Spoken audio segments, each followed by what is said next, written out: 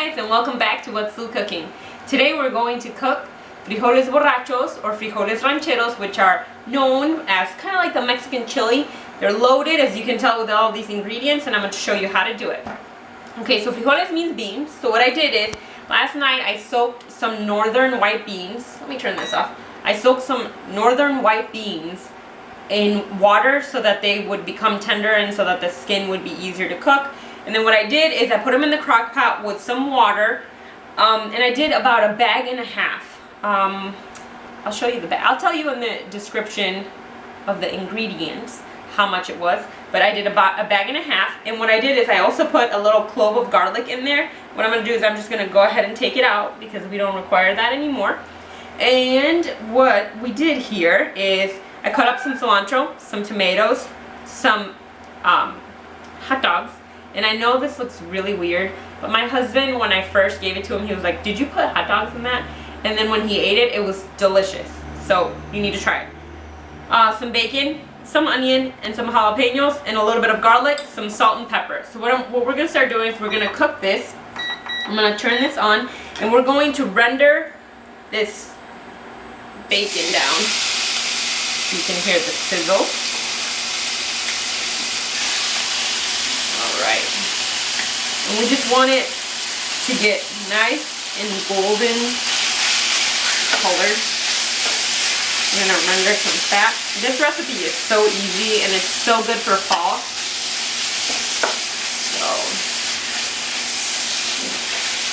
So if you don't like some of these ingredients, you don't have to put them on there. And like I said, it's like the Mexican chili. If you go to any party, you will find, you know, a lot of the time, these beans. And some people aren't bean people, so I understand. But this recipe is not for everyone, but really yummy. If you haven't tried it, you should. Okay, so my bacon has rendered its fat. There's not a lot of fat in there, as you can tell. So what I'm going to do is, because all of this needs some grease in order for it to cook through, we're just going to leave it there because we have quite a bit of beans. Now I'm going to drop in the hot dogs. And we're going to cook those. We're just going to give them a nice little sear. Don't worry, I watched the little spatula guy. So you want to give it a nice little sear, just for flavoring. And then once you get the sear on it, you're going to add the rest of your ingredients and salt and pepper it so that your vegetables start to break down. Look at this. I know. It's so, you know, growing up, I never thought of it differently, like seeing that there were hot dogs in my beans. I never was like, what's the matter with my mom? Why is she putting hot dogs in there? But that's just the tradition. And it actually tastes really, really good. Well, I mean, bacon and hot dogs.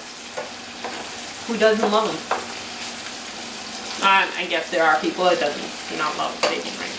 So as you can tell, the hot dogs now are seared. I did have to take quite a bit of the oil because the bacon kept rendering, so I did take some of it out. So now what I'm going to put is the rest of my ingredients, and starting with the onion, the garlic, and the jalapeno. Because what happens is the tomato do not require that much time for it to break down. So slowly put that in.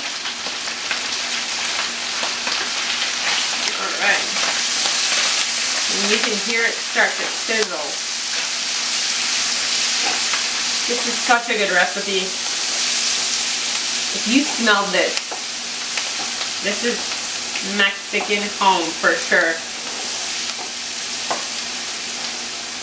Sorry if you can't see me through all the steam coming out of this kitchen. If you know the movie Bridesmaids, you know that I love that movie, and I love when she says steam coming out of this undercarriage. My husband's laughing at me. When is he not laughing at me? Alright, so that's come down just a little bit. So now we're going to put the rest of this stuff. And the thing is, normally a lot of people, what they do is they cook their beans and then they add this and cook it a little bit longer with it. I just like the fast and easy cooking. You're like, boom, you cook this, that's already cooked. All you gotta do is put it together.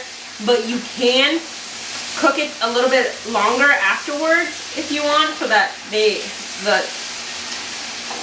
flavors fuse together. But I feel like it tastes just as good the same whether you cook it afterwards a little bit more or if you just leave it like so. Alright, with my clean hand I'm going to grab some salt. And you don't need that much because the bacon's already salty. And some pepper. Okay, I'm going to wash my hands and I'll be right back. So this is done. Come and take a look at it. It's nice and broken down. Look at this beauty. I'm going to turn it off.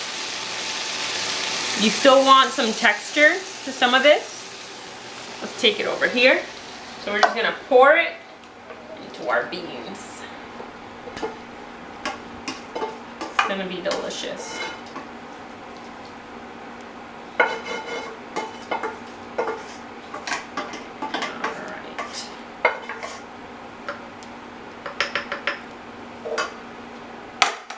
So let's mix this together. Come on, come closer. Look at this. Look at how delicious it looks. Now let's have a try, shall we? Okay, let's see. That way we can test if it needs a little bit more salt. Just gonna grab a little bit of everything.